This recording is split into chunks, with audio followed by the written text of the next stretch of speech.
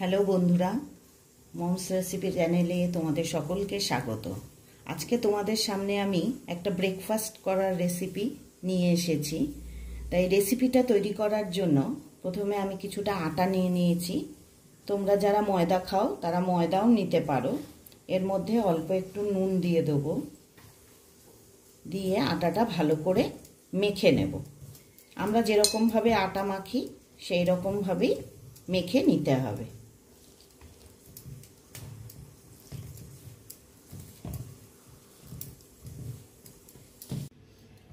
আটাটা মাখা হয়ে গেছে, এখন আমি এটাকে ঢাকা দিয়ে রাখবো। এইদিকে আমি দুটো ডিম আর দুটো আলু সিদ্ধ করে নিয়েছি। এখানে তোমরা ডিম আর আলুটা নিজেদের মতন কম বেশি করে নিতে পারো। সিদ্ধ করে আমি খোসাটা ছাড়িয়ে নিয়েছি। এবারে এটাকে আমি গ্রেট করে নেব।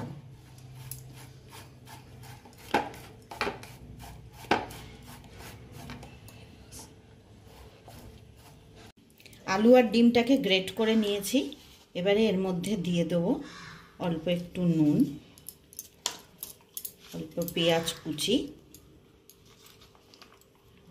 আর কাঁচা লঙ্কা কুচি। কাঁচা লঙ্কাটা তোমরা তোমাদের ঝাল অনুযায়ী দিয়ে নেবে। দিয়ে দেবো অল্প একটু সর্ষের তেল,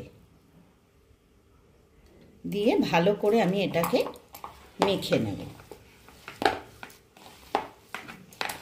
আটা থেকে আমি এরকম ছোট ছোট করে লেচি কেটে নিয়েছি। লেচিগুলোকে আমি এবারে একটু বেলে নেব।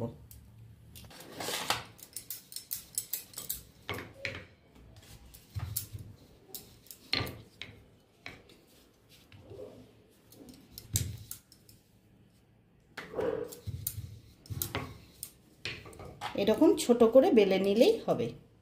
এরপরে এর মধ্যে আমি এই ডিম আলু মাখা এটা দিয়ে দেব।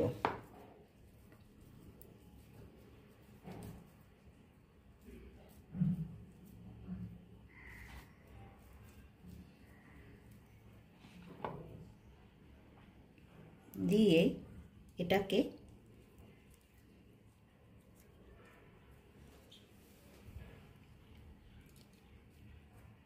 এরকম করে মুড়ে দেব।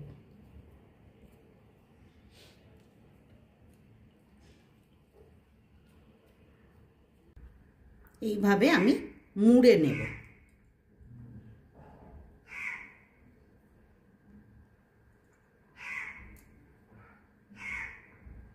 মুখগুলোকে এরকমভাবে একটু চেপে দেবে।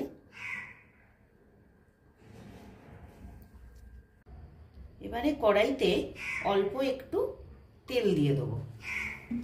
এটায় বেশি তেল লাগবে না। তেলটা গরম হয়ে গেছে। এইবারে আমি তেলের মধ্যে এটাকে দিয়ে দেব, দিয়ে লো ফ্লেমে রেখে দেব। এরকম একটু লাল লাল করে ভেজে নিতে হবে। দেখো দুই পিঠই আমার লাল করে ভাজা হয়ে গেছে। এরপর আমি এগুলোকে তুলে নেব। তোমরা এই রেসিপিটা ব্রেকফাস্টে অথবা ডিনারেও ইউজ করতে পারো। অফিসের টিফিনে বা বাচ্চাদের স্কুলের টিফিনেও দেওয়া যেতে পারে। এটার উপর দিয়ে একটু টমেটো সস লাগিয়ে দেব, যাতে খেতে আর একটু ভালো হয়।